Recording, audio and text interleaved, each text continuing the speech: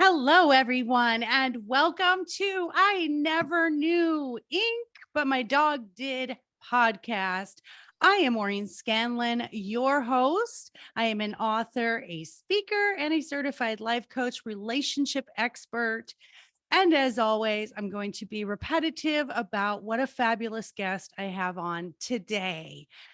I still am in amazement every single time I get to connect with a guest who reaches out. And Jessica found me in a more unusual place. Usually it's my website or it's the podcast or even some of the like Pod Match and stuff. And Jessica reached out to me from Instagram and I'm so happy. So there you go, listeners. You can find me anywhere. I always say I'm not hiding.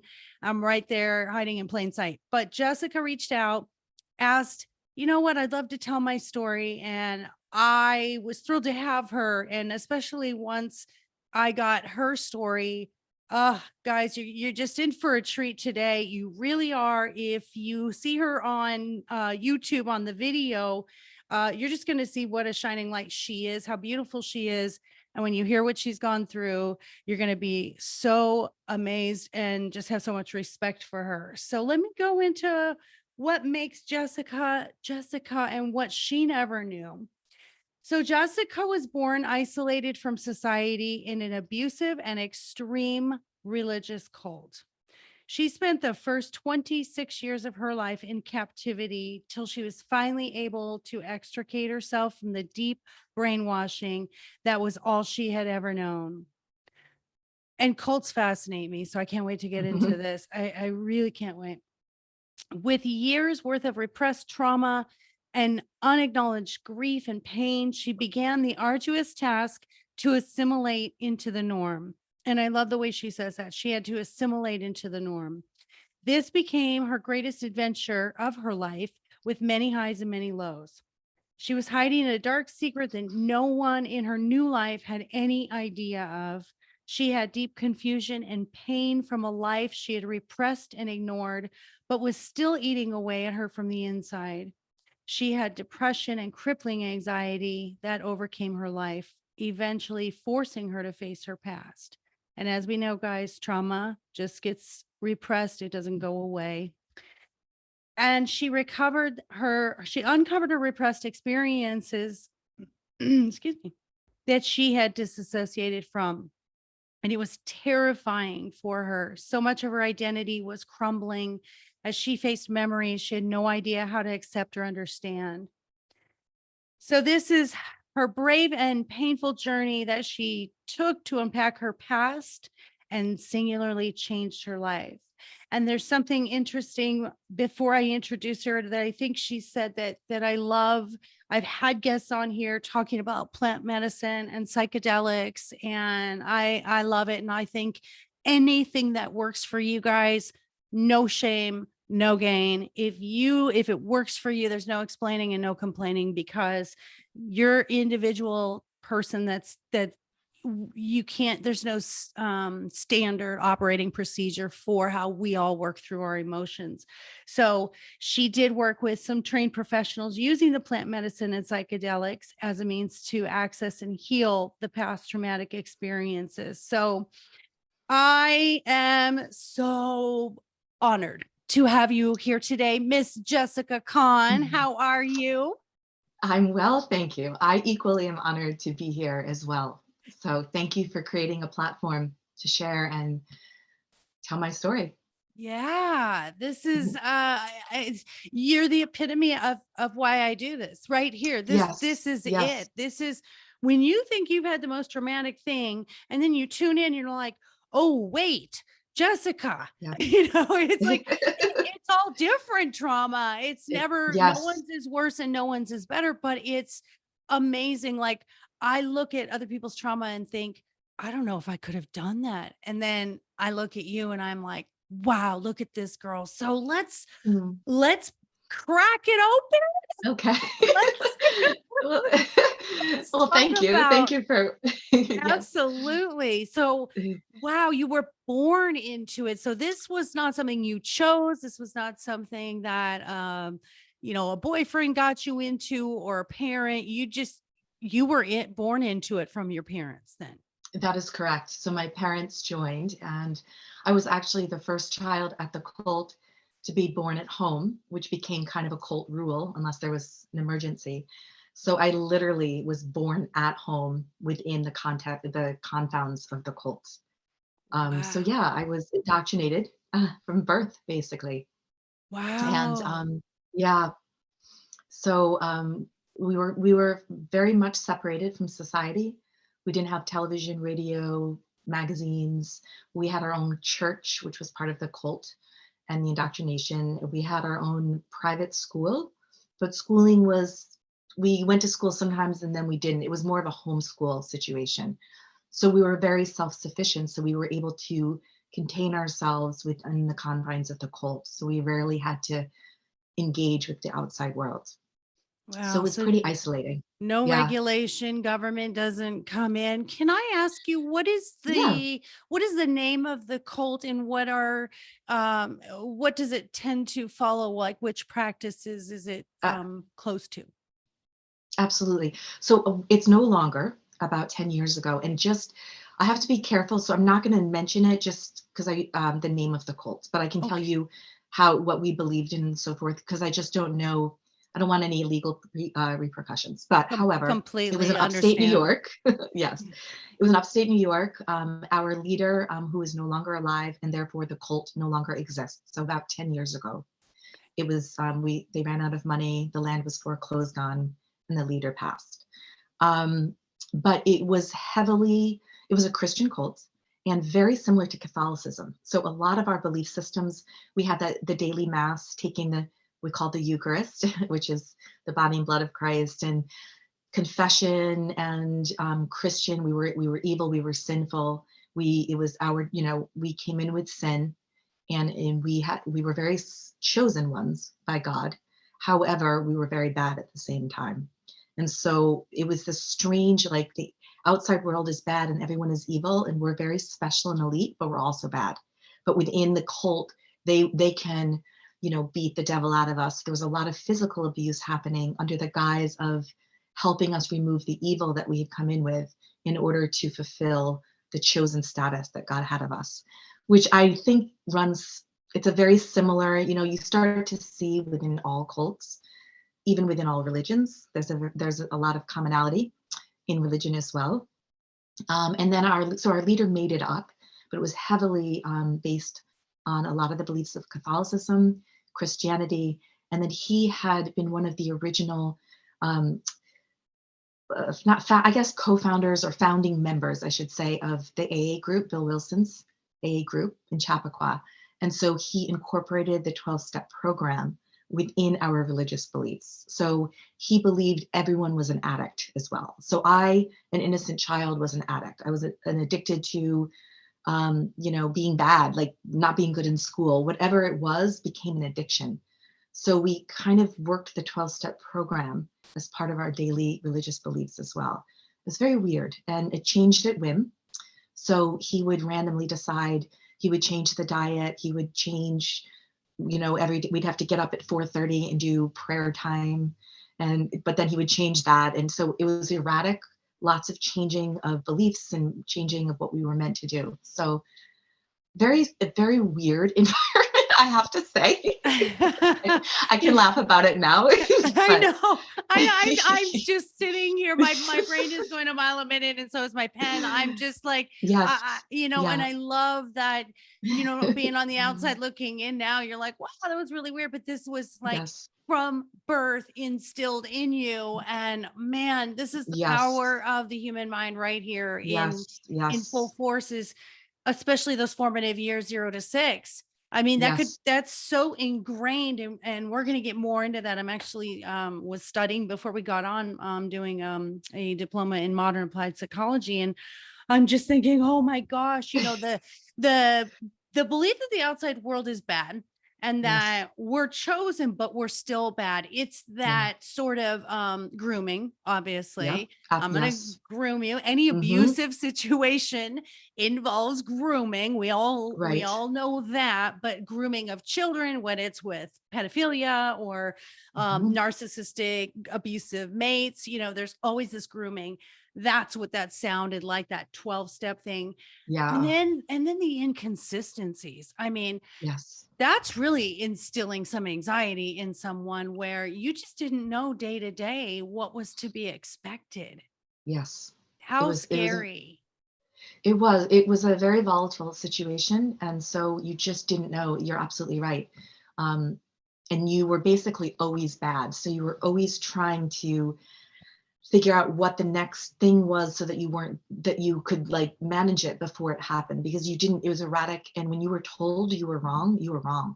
There was no, I didn't do this. It's like you did this. And so there was forcible, like you had to take on sins and things you did wrong that weren't wrong at all. So it became very confusing. And then in the midst of it, there was then they loved you too.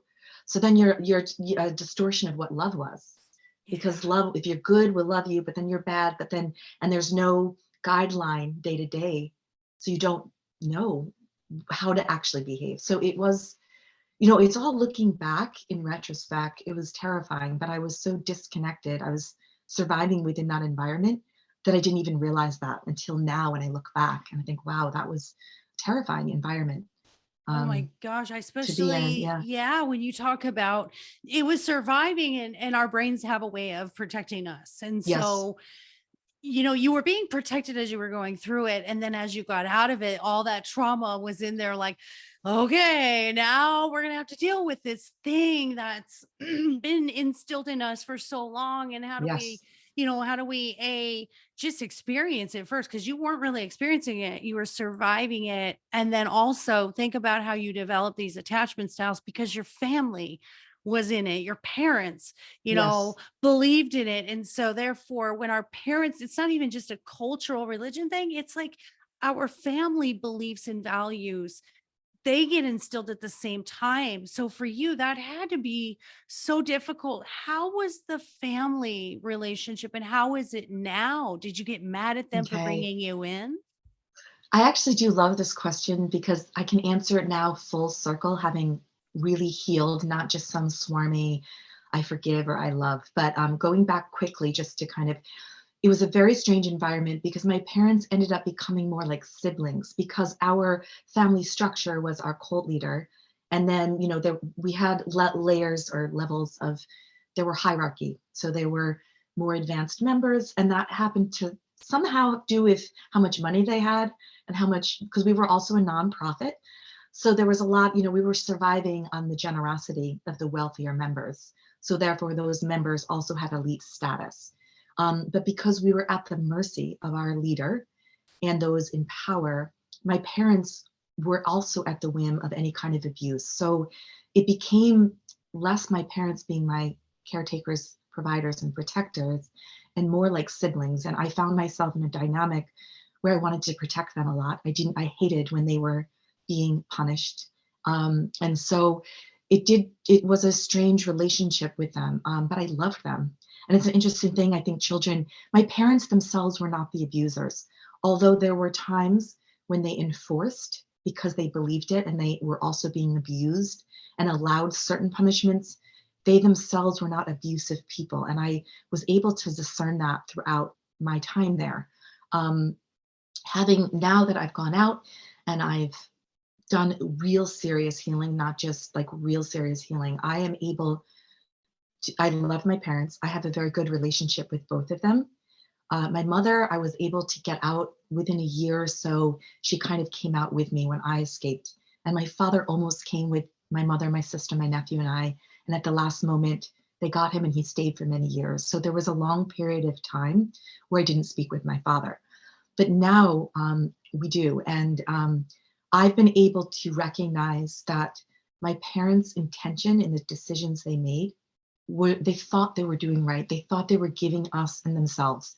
And from that perspective, I really can hold no angst towards them because I can separate the wrong decision and say the intention was pure and in love. And I've also learned to expand my own consciousness to recognize I'm a soul, I'm a living consciousness that chose this life. And so, from that perspective, I can also recognize that in my own way, I created exactly what happened so that I could experience this and evolve with the knowledge that I would receive from going through this. So, all of that said, I have a really beautiful relationship with both my parents. I'm Oh, actually staying with my mom at the moment. This is her home. that makes me So, so yes, happy. And yes. I'm sorry, but I just have to, and maybe I'm just a good detective, but this sounds very Mhm. reminiscent of Scientology. Ooh, yes. It's not, we're not, it was a very small cult, about 70 people. But Oh, I have, small. yeah, very, very small. And because he was involved with AA, he had sort of he had gotten into a fight with Bill Wilson because he wanted to control AA. Interesting, red flag. But so then he went and started his cult, and he started All Addicts Anonymous. So we did have a small group of very desperate addicts who no one would take them in, that were coming for recovery. So we had about 60, 70 members and maybe 15 or 20 people coming and going in our in recovery. So very, very small. It's not Scientology, but as I learn about all sorts of cults, I do see incredible similarities. And I think a lot of, whether they do it deliberately or not, the same tactics are used. So Yeah, yeah, yes, because yeah, using that same format, it's that mind control where, yes, the elite, the wealthy have the power. And I mean, I love Leah Remini. She's my girl. yes, And the fact that she brought it out and called it all out. And she also, was brought into Scientology by her mother. So this is yes, a yes, common thing, and they're not in it either anymore. And I love that your mother got out with you, and I love yes. that your father eventually did get out, right? He did. Yes, he did. He Okay. did. Just a few years before.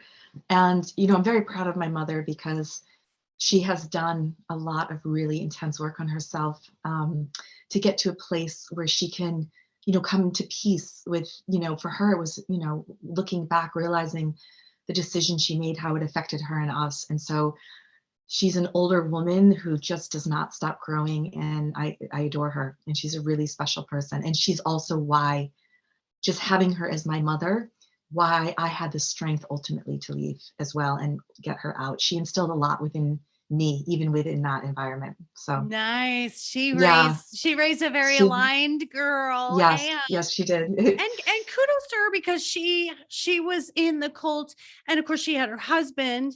And then when you're going to get out, she's got mommy guilt. I mean, there's just mommy guilt, and Yes, it never ends. Mommy guilt never ends until you are no longer on this earth.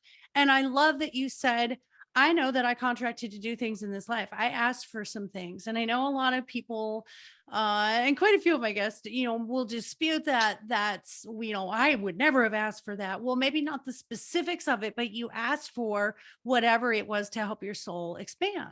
And yes, so, even as devastating as 26 years in a cult could be, and people would say, why, she didn't ask for that, she didn't put herself in that. But I agree with you, I didn't want to be physically, mentally, and sexually abused by my ex-husband either. But I am grateful now because yes, of that. So I'm so happy that you and I are definitely kindred spirits in that belief. So yes. now, And yeah, go ahead. I was going to say, I do understand, especially when you really in the beginning stages of trying to address deep trauma that happened to you. A lot of times when we are victimized, I understand how that perspective is not helpful at the moment.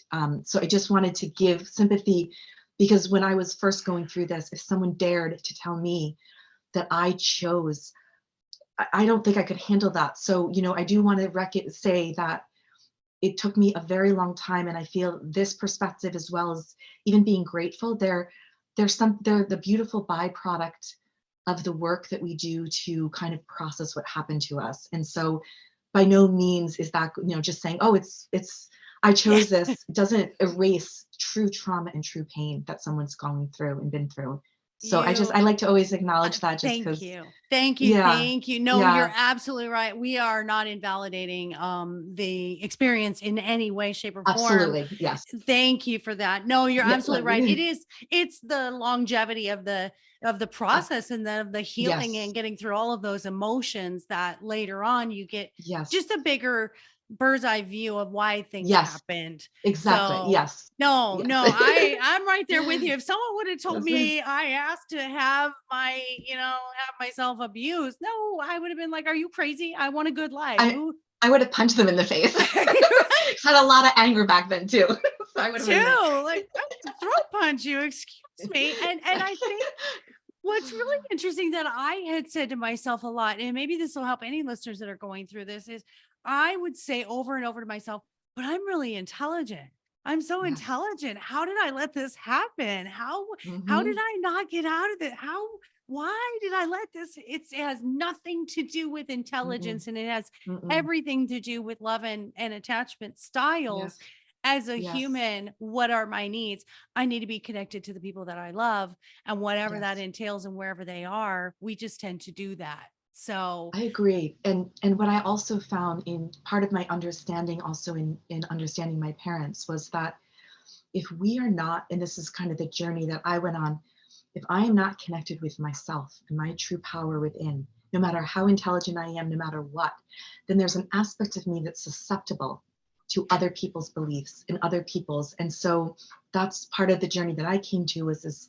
At first, I wanted to fight it all. I wanted to fight the cold. I wanted to fight every injustice that ever existed in this on this planet. And I was out with a lot of aggression to take on everyone.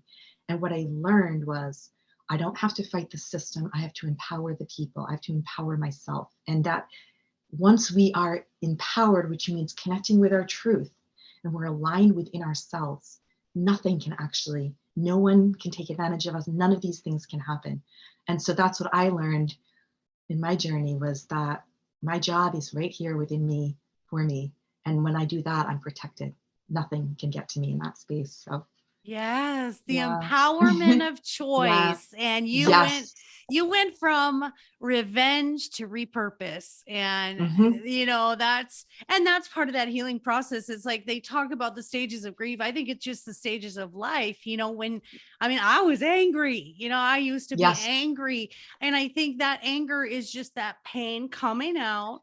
And then as we process that anger, we get to that place of, okay, you don't just flip from this place like when you came out. You weren't like, okay, I'm going to be in peace and I'm going to live happily ever. No, I've got to process all of this.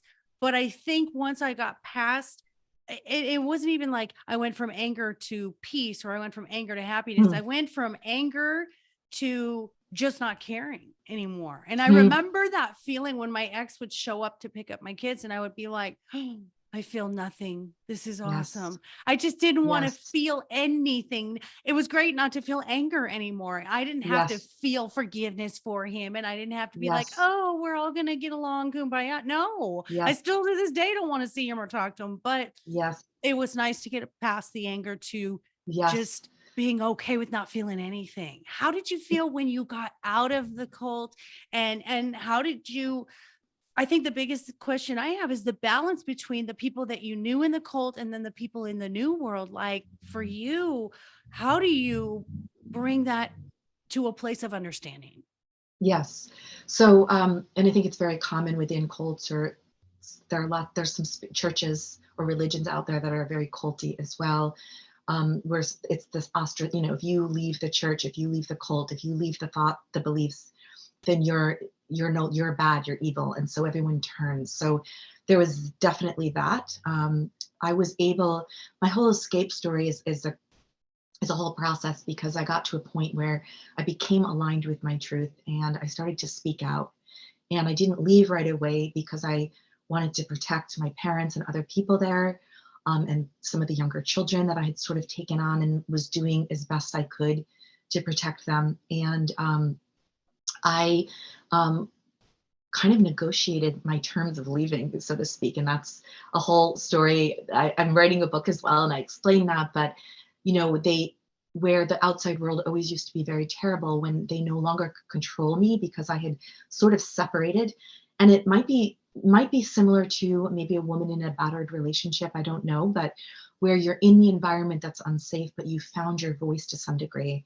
And so the abusers and those in power don't, their same techniques no longer work. And so, you go through the series where they try to be more aggressive, they try to impose more.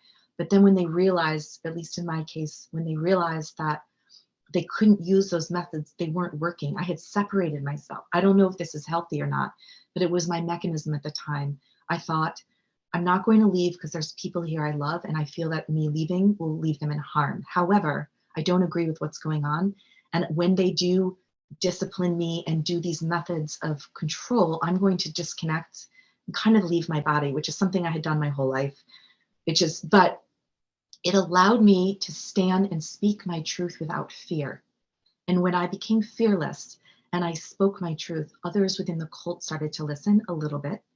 And then I was a threat. And so they had to rewrite their story that God had spoken to them and called me out of the cult. And so at that point, I was able to say, okay, but my friends need to have the same, you need to give them the same blessing, so to speak.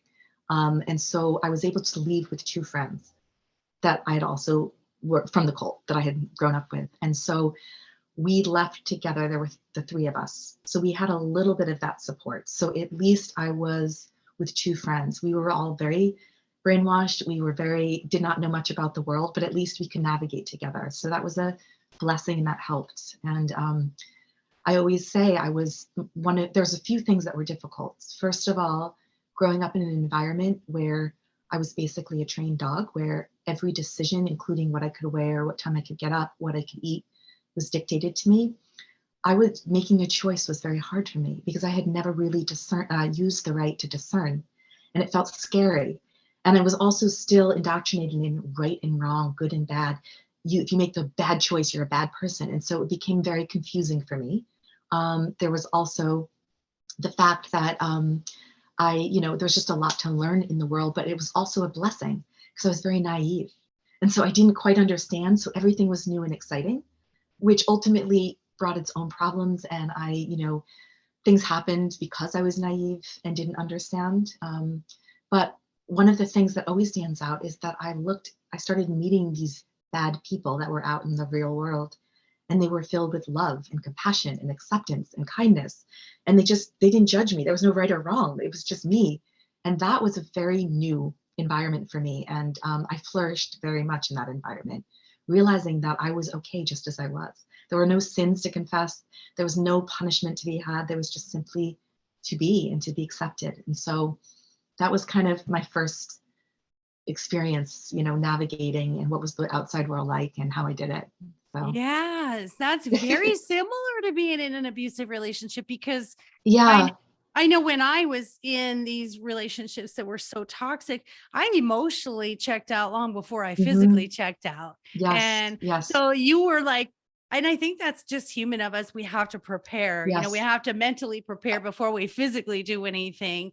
And then the gaslighting, you know, the Yes. the changing the narrative, like you said, and then Hmm. you go to finding a support system. So I think, but listeners, this is really interesting because really anything we're going through, she just laid down the foundation through whatever it is. Those are the things. Find a support system, become strong Yes. of mind and prepare yourself. And, you had an identity crisis. My goodness, you were Yes. this person Hmm. for 26 years and now Yes. you're almost like a newborn baby in a whole Yes. different cultural shock and environment. And it could be dangerous, because at 26 Yes. years old, if you've been in society, and I don't like to say normal, but I mean, if you've been outside of a cult system where you haven't been controlled, you learn what's dangerous. You learn how to navigate the world in a safe way, and you could easily be thrown out there in dangerous situations. And and we were talking off air, guys, because I have a compression glove on today. And I said, I have my Hmm. Michael Jackson glove on. And Jessica says, I wouldn't have known that reference, but I do now know that reference. So I said, I think I'm a sponge of pop culture and just learning everything about everything, which is kind of fun because like you said, it was adventure. Like I'm a sponge about Yes. learning. So Yes. How was that? Are there any funny stories about something that you did that, people would go, oh my gosh, I didn't even think about how you wouldn't know that. Well, I spent a lot of my first years just pretending like I knew things, but I would get in very like people I sometimes I'd be like yes, yes, and they would actually inquire further or ask me for the name of the lead character in a movie.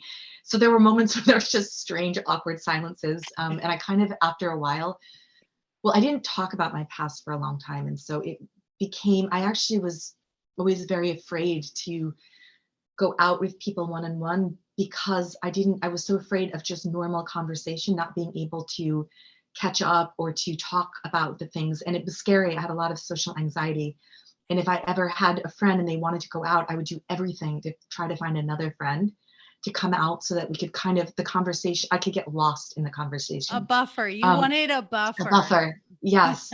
So that was interesting. And now, I'm way more open about my life. And so all my friends now, I mean, it's a joke. They're like, oh, they start to pop culture reference. They're like, oh, Jessica has no idea. And I don't.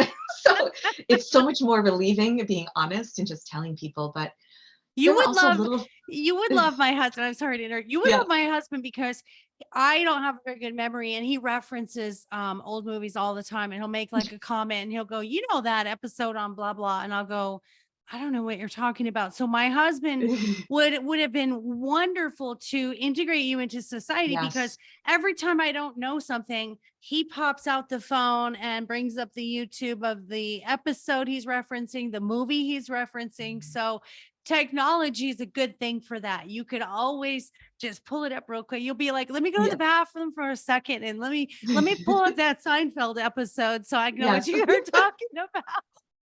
Yes. It's so true. It's so true. And we do laugh at ourselves, I mean, even just, I never waxed my eyebrows and just like certain like physical hygiene that, it's embarrassing. But, even like, our friends would, we'd all go over to a friend's house and everyone would bring something, but we'd show up with nothing because we didn't understand like socially, like when you're invited for a picnic for the afternoon, like you show up with something, you contribute. So little embarrassing social cues, but we were pretty good about picking it up fast as well. But yes, but I You wanted, would. one thing you had said, and I think it's so important that the similarity potentially, and I don't want to wear anyone else's hat or claim to understand what anyone else has gone through, but potentially a similarity between that experience in a woman, perhaps in a domestic situation. And I really want to reiterate that support. And I don't know how, if I didn't have my two girlfriends that had come with me, I don't know what would have happened to me. And I think sometimes I failed to give that enough recognition. I did have two other, granted, we were all in the same situation, but we had each other.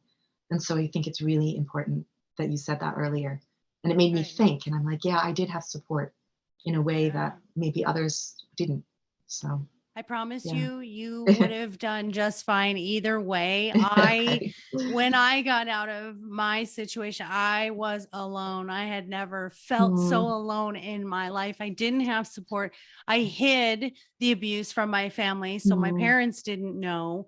And yeah, I couldn't have girlfriends when you're isolated like that. You're not allowed to, have these right. close friends. And so but I promise you, you would have Mm, been fine. But you contracted to mhm. have your girlfriends, and Yes. I think that's super.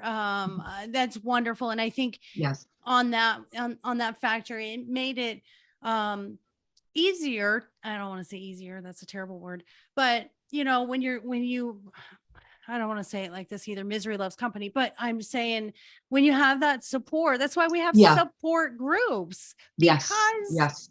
it's so great to have someone that says, I know how you feel. Yes. And I think Yes. that's why in my coaching, I only coach on the things that I've been through and that I Yes. understand because I can sit in front of people and say, Yeah. not only do I understand what you're going through, I've been there and I know how that feels deep inside. And Yes. so much of what we experience in life is so relatable. So Yes. Mhm. thank you for saying that. But I'm so happy that you have support you and listeners. That's just it. If you don't have friends, if you've been isolated like I was, there are groups, there are, especially with technology now, there's, meetup groups, there's women's groups, there's support groups, there's so much support out there now that was never out there when this was in Mm. 99 when I was getting out of it. Wow. So Yes. yeah, we didn't Yeah. have internet, we didn't have cell phones, so it was really feeling alone. Now at least you're connected to the world. Yes. Yes. It's very brave of you as well, especially with children. I can only imagine. That was, yeah. That's what kept me Mhm. going. It's like Yeah. saying, if I didn't have kids, how different would it have been? It doesn't matter, because you know It, what we contracted for what we yes. did, and Yes. Yes. thank Yes. goodness, the lights of my eyes, and my grandkids are here Yes. because of it. But so tell us, after you've done this, I'm not skipping over the process, but once you did the trauma healing, how did the plant medicine and the psychedelics and the I know the shadow work is difficult, that deep work, and then when you were able to get through, what was life like, and what was your mindset about life, the future?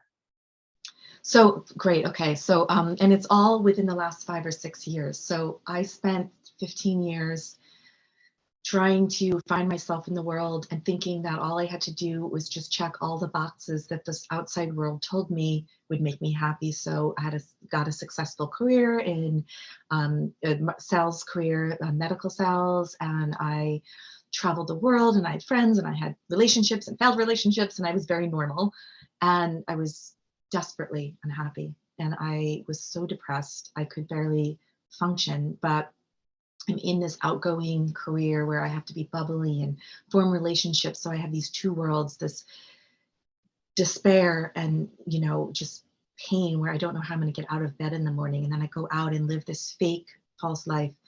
And I was really lost and I didn't understand. I did not address any of my past whatsoever. I had just picked up and started life from the moment I left at the cult. And so, and I had tried all sorts of things. I was trying psychiatrists and psychologists and, you know, this healer and that meditation. And I really was searching and nothing was really working. And then so about 4 or 5 years ago, someone started, a friend of mine, an older gentleman, who was a bit of a mentor for me in my career, started talking to me about plant medicine and psychedelic and plant medicine. And I was very scared. And I was, for like over a year, I was like, it's not for me. It's not for me. I had also had a medical condition at the cult, and I was having seizures. And I was very afraid that what I thought playing around with this kind of things was going to aggravate that as well. But he was part of a really loving community, and I was going to these groups with him, and I was hearing other people's stories of deep trauma. And mind you, at that point as well, I had actually, let me finish that and then I'll back up for a second. I had spent most of my life in complete denial. I knew that the cult was weird, I would say it was a little weird, and there was some extreme things, but I had completely disassociated with the intensity and with the true abuse that happened. And, it's probably a survival mechanism. And so even at this point, I'm in deep pain, but I haven't connected. It's like, oh, my past was weird, but it's not, I'm pretty normal. This didn't happen to me. This didn't happen to me. I don't qualify as traumatized. And so I hadn't even really connected that there was deep trauma from my past. But I was very depressed. And I started to see these people started talking, and I started to be like, oh, that sort of happened to me. And maybe that is more serious than I thought. And eventually I participated in the plant medicine experience, and what it did. I mean, this is such a big conversation, but I say there's two things that it did. One is I experienced joy for the first time in my life. And I think that is so gorgeous, because how can they say manifesting is feeling what we want to, you embody the feeling. But if you don't know what something feels like, how can you possibly bring that in?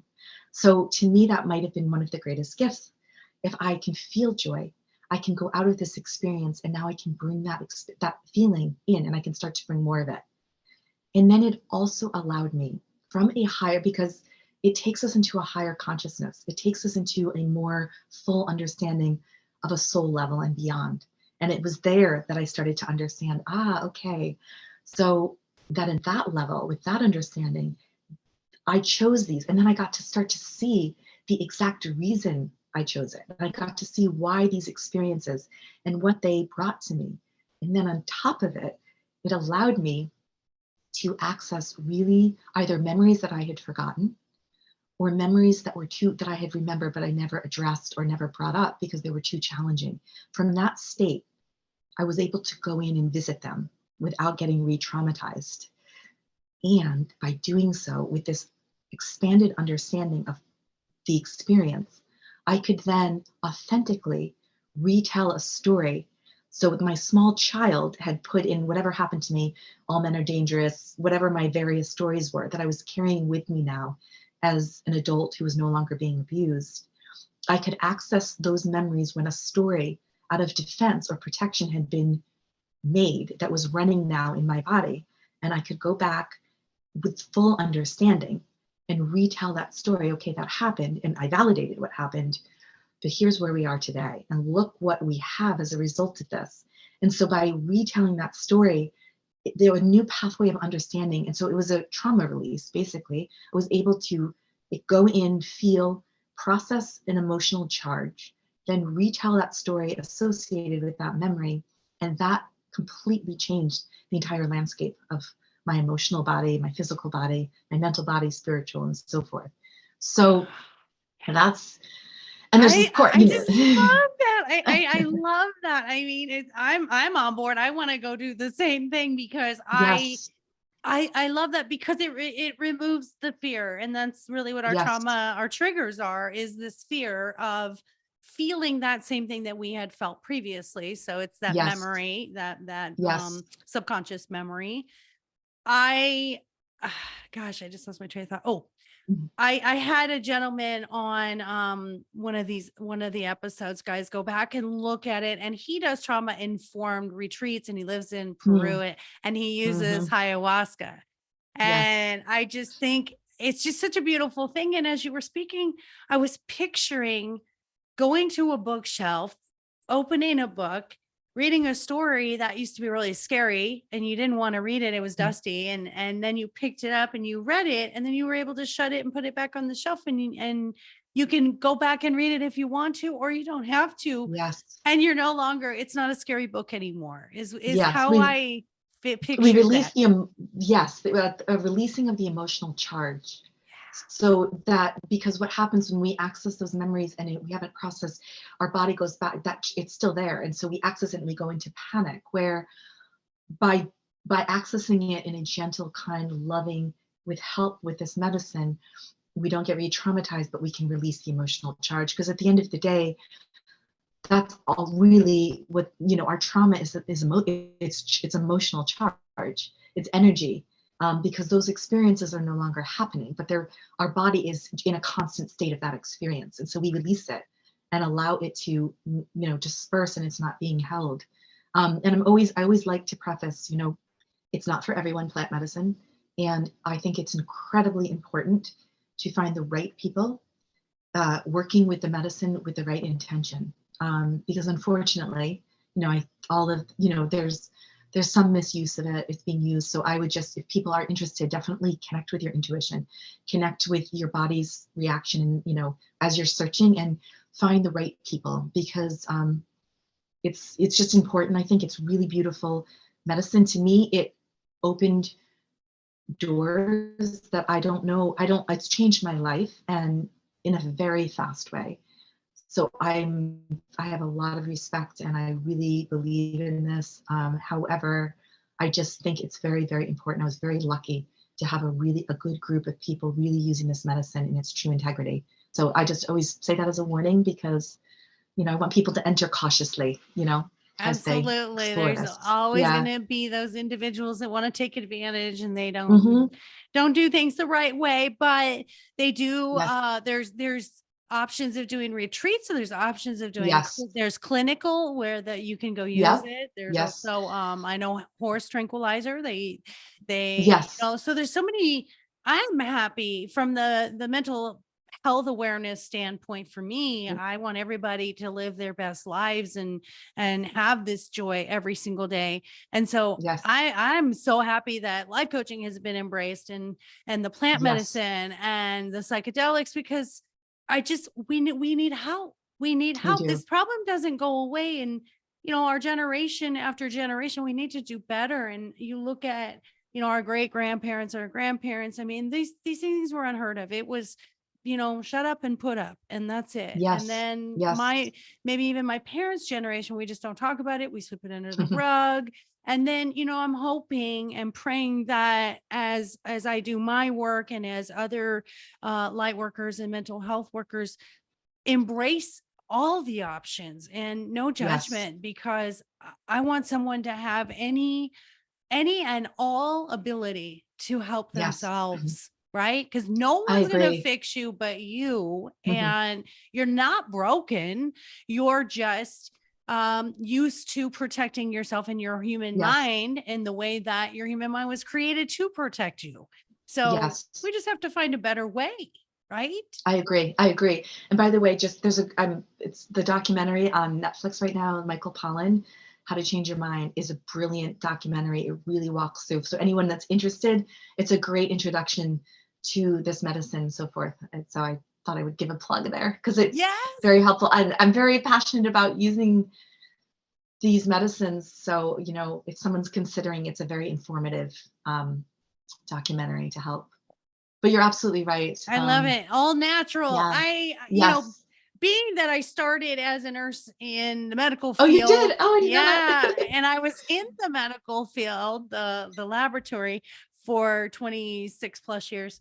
My opinion of medical, and it's been no secret as I've done these podcasts, my opinion of the medical system is they it's for the sick people, and it is not for the well people, and it is not to keep you well. And I think Mhm. anything that's natural, plant-based, anything out of the ground that is of Mother Earth, um millions of years we've had this natural stuff all over, so we're not adding chemicals and all that. And I'm an Exactly. advocate for medical Yes. marijuana. I'm an advocate for marijuana, Yes. Me even as well. though I can't do it. I'm allergic to it, believe it or Oh, not. good. I wish I could, but Yes. I cannot, unfortunately, because it would be great for my arthritis. But Oh, CBD works good too. So okay, that's good. yeah, so I just don't get the fun effects of the THC.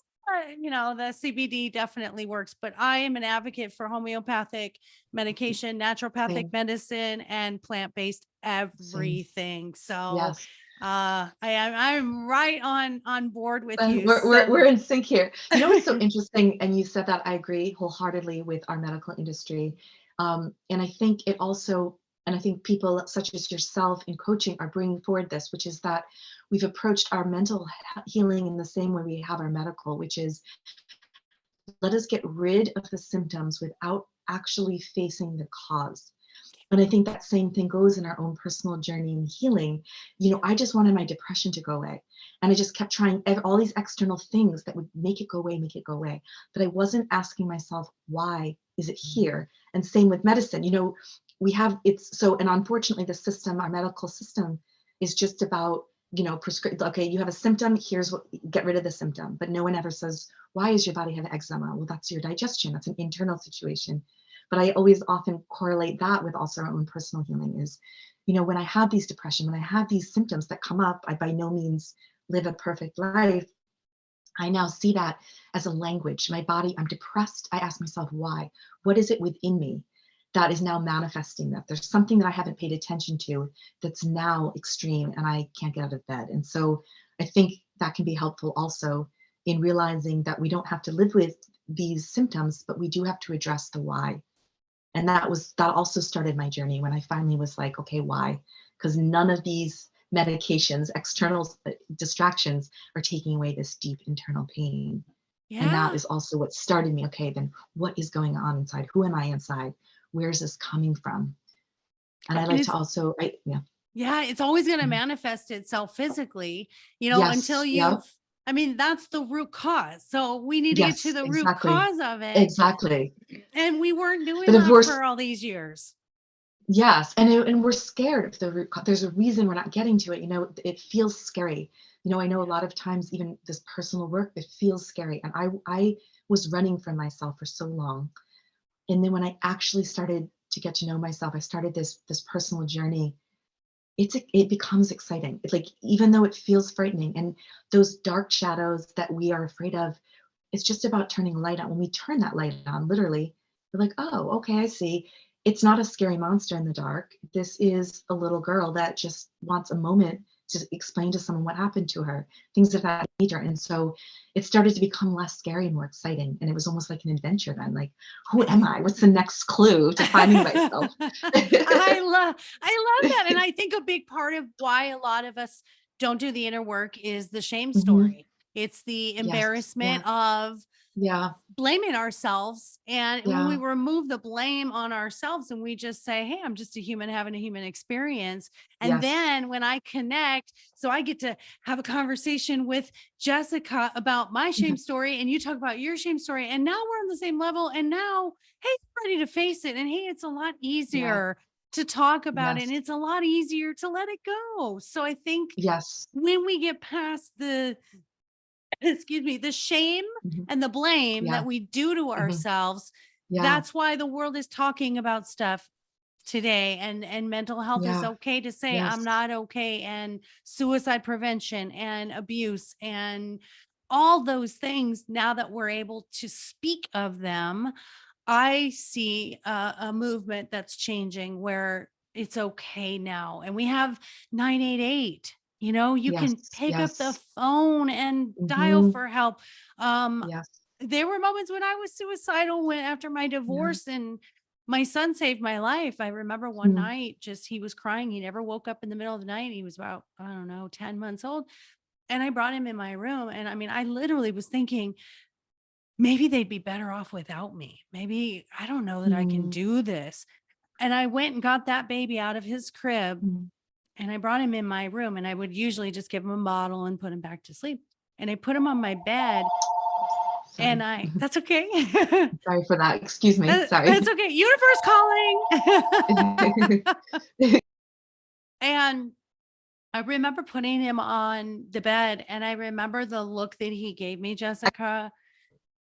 And the look was just, I was his world. I was his universe. And I remember thinking, I'm here because no one will ever love those babies the way that I do. And there was no one to call. There was no one to pick up the phone and say, hey, I'm suicidal. Mm. Hey, I'm thinking really negative thoughts. Or, hey, I don't know that I want to be here anymore. And Mm. I'm grateful for the communities now that are embracing this, and Yes. the 988, to be able to have a real person on the other line that says, I'm here, I'm listening, you're going to be okay. So Yes.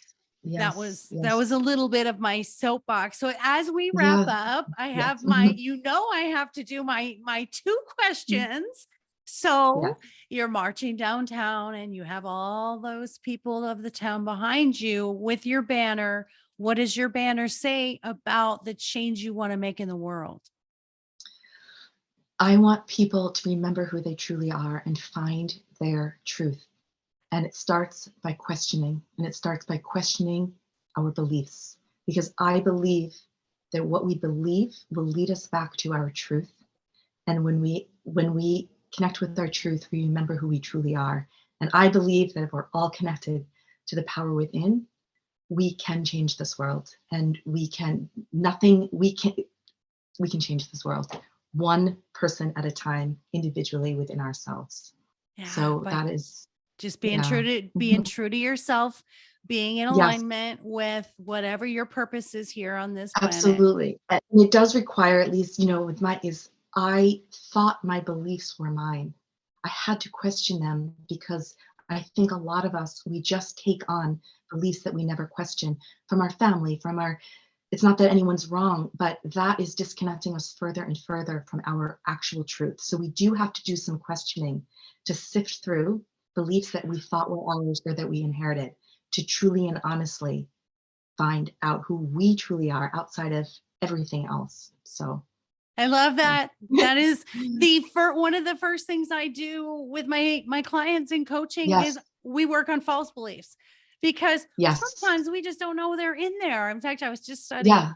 about Mhm. Freud, where we have the ego, the superego, and the id, and the conscious, the subconscious, and the unconscious. And wow, what you want to do is Yes. get your conscious and your unconscious together to your subconscious, and that's Yes. meditation. That's the state, is meditation, is getting in that Yes. middle space, and self-awareness is going to give you the best life. But figuring out there are things that are tucked down that I didn't even know about, that we can't remember everything. Okay. Agreed. Yeah. We have a storage bank, but every day you take in, I think it's 120,000 pieces of information. Oh, wow. I Okay. know I learned this in NLP This is when I took my NLP course. And so you take in about 120,000 pieces of information. There's no way the human brain can retain all that. So what your mind does is either discards the stuff that doesn't matter, or distorts it to Mhm. your beliefs. And so Yes. what happens is that distortion is what creates the things that are our behaviors, our values, our goals, all those things. We have to make sure we're checking in with our distortions. Yes. Check in with your memory bank and make sure, is this value linked to a distorted belief from my upbringing, from what someone said about me, a Yes. surrounding that I witnessed, that sort of thing. So I know I'm getting really deep in psychology right now, but that No, but is yes. it really is such a big part of it. So I'm going to lighten it up at the end here. I think self-care is so important. It's why I love the dogs, because they're masters at self-care. And so I want to know, what is your shameless self-indulgence? I can't say marijuana. Yes, Just yes, kidding. you can. Absolutely. Go for it. My son would be right on board with you. I do enjoy, but my shameless indulgence is that is a great question.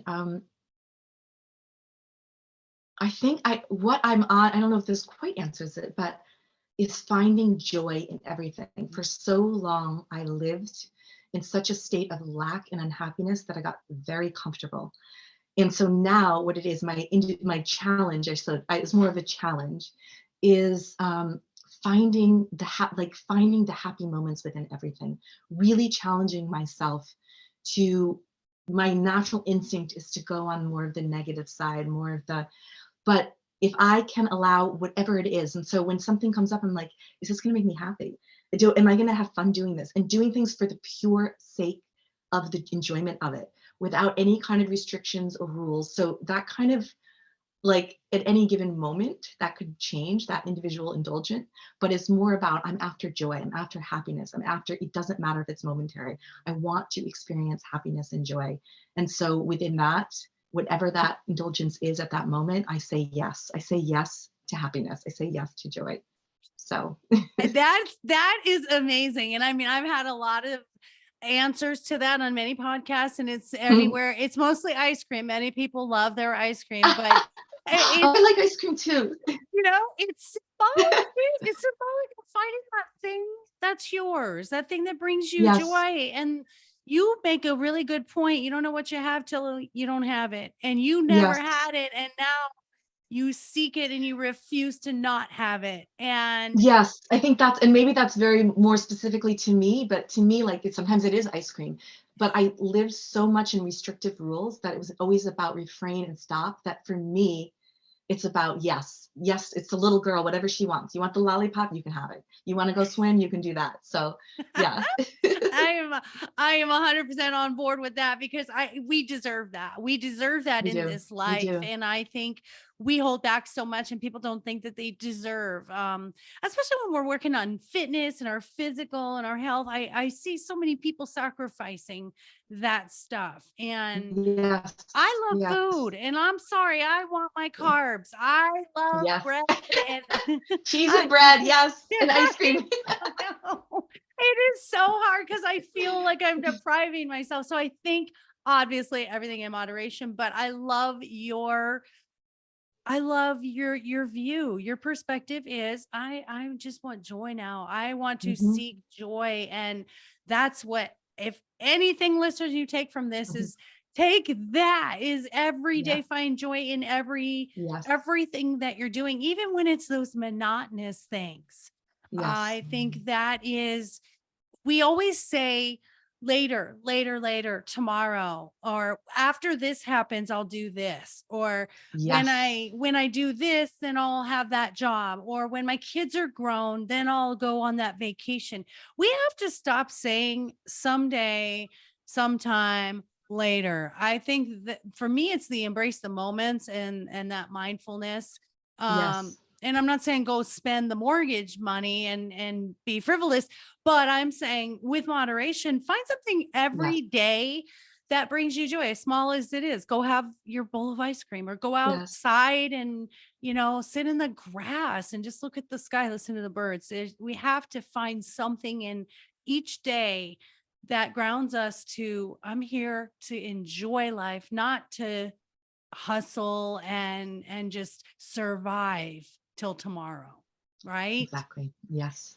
All right, my dear. Well, Exactly. you are such such an inspiration. Your story is compelling, and I can't thank you enough. I'm so honored. Thank you for this time that you gave to us. And listeners, if you want to get a hold of my lovely Jessica, where can they find you? So I am on Instagram, Facebook, YouTube, and TikTok, all at my truth dot my story. So my truth dot my story. And also you can send me an email if you want, and that is my truth dot my story dot contact at Gmail. So I'm very much here to, I'm an open book. And I just, I want everyone to know that they're not alone. And if I can assist anyone in any way find themselves their own truth, I'm here.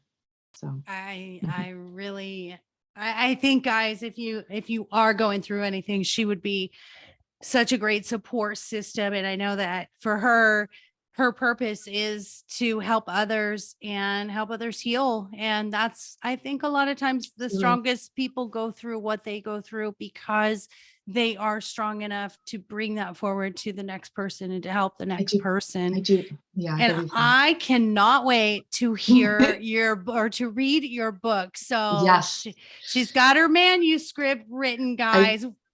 I do, and I just got it out for a read, and it's great. But I thought I was like almost done. I'm like, okay, time for a publisher, and I realized I got to go back, and there's a bit more work on it. So it's in progress. But if you find me on one of my socials, I'm keeping everyone up to date. So I'll keep everyone, informed as the book progress goes along. So thank you Yeah, for your, yes. go join her Facebook group. Go stay in touch with her so you'll know when that book comes out. What are you calling Yes. the book? So as of today, the title is called I Remember Now. And then the Oh, subtitle is My yes. Truth, My Story. And there's a reason because at the end, there's a lot of points that, first of all, in writing the book, I'm remembering things, of course, but more importantly, the mission of the book is that I believe we've all just forgotten ourselves. We're not actually broken. We don't need to find anything. It's an act of remembering. And so I remember now, obviously, is, it's a statement and an affirmation. But before that title, which is why I say by the time I'm done, maybe there'll be a new title. I wrote the first draft of the book. I was still quite angry. I was still accessing or remembering things for the first time that were very intense. And so the title was Fuck Sugarcoating.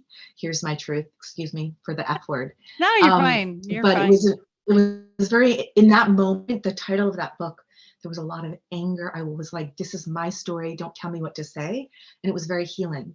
So now I'm in the I remember now stage, and that may stay, or there might be a next stage. Who knows? But My Truth, My Story is the subtitle, and you'll always find everything about the book there. So Yes. I mean, that's authentic. That you were in yes, the fuck sugarcoating stage. You were yes, like, I no, was. I'm not going to put any spin on it. This is my story. Nope. This is what I lived through. This is the real facts. And I think Yes, as an author myself and telling my story, writing nonfiction, I yes, know writing it, you go into that place of fear too, where it's like, oh gosh, I yes. hope Oh my God, yeah. mom's not upset. Oh, I hope my ex doesn't find out. No, Mm-hmm. into the fuck Mm-hmm. sugarcoating stage two with book Yes. two, and book three. Book three is gonna be like, I get it. I know my book three, and I have a title, but I'm not gonna disclose it here. But book three Okay. is gonna be now I know, Haha. because instead of I never That's knew. great. But I love that. and that's really, it is a phase. And I think Yeah. writing of any kind, and especially listeners, even if you don't publish, I think writing your story for your legacy, for your children, your grandchildren, or anyone, to really understand who you are, or just journal, Yeah. because it is freeing to write stuff down and to get it Yes. out. Sometimes we just don't want to talk about it. Yeah. We don't want to share it, but you can write it down, and it can be your own personal, your diary, your whatever it is, your release. You can burn it. I tell a lot of my clients, go burn it Mm-hmm. in the backyard. Write a letter of forgiveness to people Yeah. that have harmed you. Write a letter of forgiveness to yourself. Give yourself Yes. a permission letter. Yes. Write a permission letter. Like, Mm. writing is so, I just think it's prolific to let that go without having everyone feel like you're exposed. But if I you agree. want Yeah. to write and get published, it's a good experience, and it takes bravery and courage to get to that point, because Yes. it's out there, and you do have Yeah. that risk of critics and people Mm-hmm. who aren't going to understand, and just people are just judgy in general. But when you are Absolutely. aligned and you love what you wrote, it's your story, like you said, Yeah. once you're aligned It's with your truth. yourself, Yeah. yeah, then Yes. you don't even care. I don't Yes. care what anybody says. And to be honest, 99.99% of my 5-star reviews obviously are positive, because people Yes. relate. People just want to relate to you. And I always say, stay focused on the lovers, not the haters, because there's a Mm-hmm. lot more lovers in the world than there are Yes. haters. Yes. So That's it. choices. So Yes. thank you again, honey, for being here. And I can't wait to just stay in contact with you and see your journey and read that book. Thank you. Thank you. And thank you for having me today. And thank you for the work that you're doing as well, because we're all doing very important work. So kudos to you as well. Yes. Absolutely. Thank you. We're all soul family trying to better the planet, right? Yes. Yes. Coming from heart. So, yes. Yes.